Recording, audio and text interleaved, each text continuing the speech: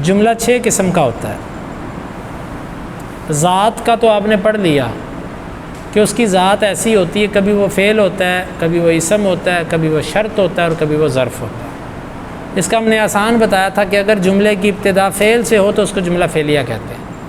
اگر جملے کی ابتدا یعنی اس کا پہلا لفظ اسم آ جائے تو اس کو جملہ اسمیہ کہتے ہیں۔ اگر جملے کے شروع میں ایسا کلمہ آ جائے جو شرط کا معنی دے تو اس کو شرطیہ کہتے ہیں۔ اگر کسی بھی جملے کے شروع میں ایسا لفظ آ جائے جو جگہ کا یا وقت کا معنی بتائے تو اسے ظرف کہتے ہیں۔ اگر جملے کے شروع میں فعل آ جائے تو فعلیہ، اسم آ جائے تو اسمیہ، کلمہ شرط آ جائے تو شرطیہ، کوئی جگہ یا وقت بتانے والا لفظ آ جائے تو وہ ظرفیہ۔ آسان ہے۔ اب ہے صفات کے اعتبار سے جملہ کی اقسام، یعنی جملہ کس قسم کا معنی دیتا ہے۔ جملہ 6 طرح کا معنی بیان کر سکتا ہے۔ پہلی قسم ہوتی ہے مبینہ۔ مبینہ کا معنی ہوتا ہے کسی کی حالت کو بیان کرنا۔ جملہ کسی کی حالت کو بیان کر رہا ہے، ایک ذات ہے وہ اس کی حالت کھول کے بیان کر رہا ہے۔ مثال کے طور پہ پہلے ایک بات ہوئی ہے وہ کھلی نہیں ہے، مبہم سی بات تھی، جملہ آ کر پہلی بات کو بیان کر دیتا ہے، کھول دیتا ہے، اس کی وضاحت کر دیتا ہے، تفسیر کر دیتا ہے، اس کو کہتے ہیں مبینہ۔ کیا کہتے ہیں؟ مبینہ، مفسرہ، مفصلہ، کچھ بھی کہہ لیں اس کو، یہ سب کی سب مبینہ کی ایک صورت ہوتی ہے۔ تو مبینہ جو پہلے کو کھول کر بیان کر دے، جیسے الکلمۃ علی ثلاثۃ اقسام، کلمہ 3 قسم پر ہوتا ہے۔ اب وہ 3 قسمیں کون سی ہیں یہ بیان نہیں ہوئی، لیکن اگلے جملے نے آ کر وہ 3 قسمیں بیان کر دی، اسم و فعل و حرف۔ اب بعد والا جملہ مبینہ ہے، اس نے پہلے والے کو بیان کر دیا۔ بات سمجھ آئی؟ اس مثال میں پہلے جملے کا مطلب صاف نہیں معلوم ہوتا تھا، اتنا ہی پتہ تھا کہ 3 قسمیں، لیکن وہ 3 قسمیں کون سی ہیں اس کا پتہ نہیں تھا۔ دوسرے والے جملے نے آ کر ان قسموں کو بتا دیا کہ وہ 3 قسمیں یہ ہیں۔ وہ کون سی 3 قسمیں ہیں؟ دوسرے جملے نے اس کو بیان کر دیا، وہ اسم و فعل و حرف ہیں۔ آسان ہے، مشکل تو نہیں ہے۔ مبینہ کسے کہتے ہیں؟ ہر وہ جملہ جو پہلے والے جملے کو کھول کے بیان کر دے اس کو مبینہ کہتے ہیں۔ اس کو کیا کہتے ہیں؟ اگرچہ یہ ذات کے اعتبار سے اسمیہ ہی ہے، لیکن صفت کے اعتبار سے مبینہ ہے۔ لیکن اس میں ایک ہر جملہ اسمیہ ہو کہ فعلیہ ہو کہ شرطیہ ہو کہ ظرفیہ ہو، اس میں ان صفات میں سے کوئی نہ کوئی صفت پائی جا رہی ہوگی عموماً۔ سمجھ آ رہی ہے؟ دوسری قسم، جی سمجھ آئیے آپ کو؟ دوسری قسم ہے معللہ۔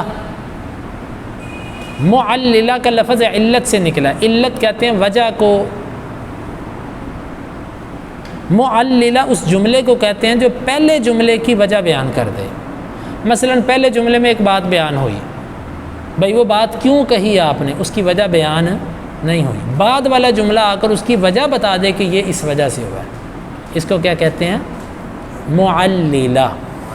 جو جملہ پہلے والے جملہ کی وجہ بتا دے اس کو کہتے ہیں معللہ۔ مثال کے طور پہ اس کی مثال ہے، میں آپ کو کہتا ہوں کہ آپ نے کل چھٹی کیوں کی، آپ کہتے تھے میں کل چھٹی پہ تھا کیونکہ میں بیمار تھا، کیونکہ میں۔ اب پہلے ایک جملہ ہے کہ میں کل چھٹی پہ تھا، اس کی علت کیا ہے، وجہ کیا ہے، کیوں چھٹی پہ تھے آپ، اگلے میں آپ نے اس کی وجہ بتا دی کیونکہ میں بیمار تھا۔ سمجھ آ گئی؟ میں کل نہیں آیا تھا، کیوں نہیں آئے، کیونکہ کل بارش تھی۔ سمجھ آ گئی بات کی؟ تو جو جملہ پہلے جملے کی وجہ بتا دے اس کو کہتے ہیں معللہ، کہ اس نے اس کی علت بتا دی ہے، وجہ بتا دی۔ سمجھ آئی بھائی؟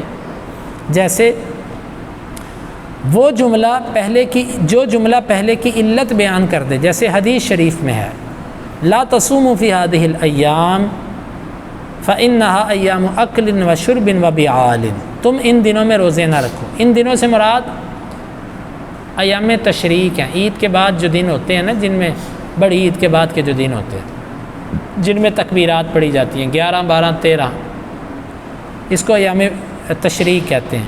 تم ان میں روزے نہ رکھو. کیوں؟ یہ کھانے پینے کے وبیعال، بیعال کا لفظ حدیث میں نہیں ہے، یہ حدیث ٹھیک نہیں ہے. حدیث میں یہ تو ہے کہ لا تصوموا فی هذه الايام فإن ايام اکل و شرب، بس اتنی حدیث ہے. لیکن چونکہ یہ نحوی علماء ہیں تو بعض دفعہ اتنی توجہ نہیں دیتے حدیثوں پر. بیعال والی حدیث صحیح نہیں. بیعال کا معنی ہوتا ہے جماع، یہ کھانے پینے اور جماع کرنے کے دن ہے. یعنی کہ انسان کھاتا پیتا تو ظاہر ہے پھر اس میں قوت آتی ہے، وہ اپنے اہل کے پاس بھی جاتا ہے. تو ان دنوں میں تم روزہ نہ رکھو، یہ ایک حکم تھا. کیوں نہیں رکھنا؟ کیونکہ یہ کھانے پینے کے دن ہیں. یہ وجہ بیان ہوگی. سمجھ آئی بات کی؟ تو جو وجہ بیان کر دے اس کو معلل. اب فإنها ایام اکل و شرب و بیعال، یہ معللہ ہے. یہ کیا ہے؟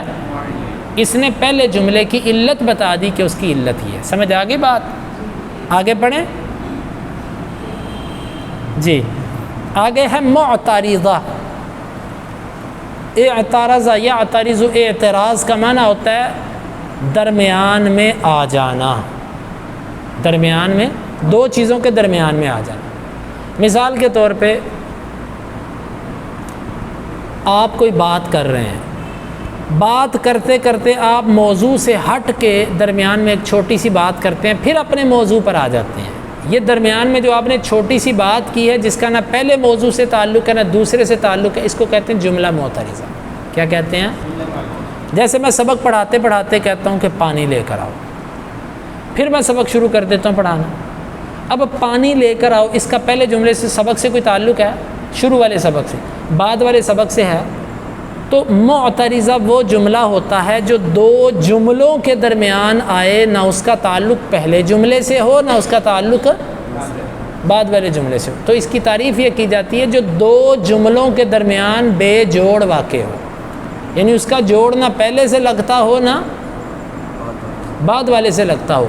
تو اس درمیان کے جملے کو کہتے ہیں جملہ معترضہ. جس طرح یہ ہمارے کتاب والے نے اس کی مثال یہ دی ہے کہ قال ابو حنیفہ رحمہ اللہ، قال ابو حنیفہ رحمہ اللہ النیۃ فی الوضوء لیست بشرط. یہ بات ٹھیک نہیں ہے ان کی، یہ بات انہوں نے غلط لکھی ہے.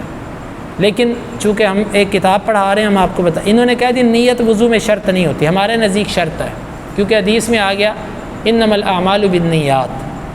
تو یہ درست نہیں ہے ان کا مسئلہ.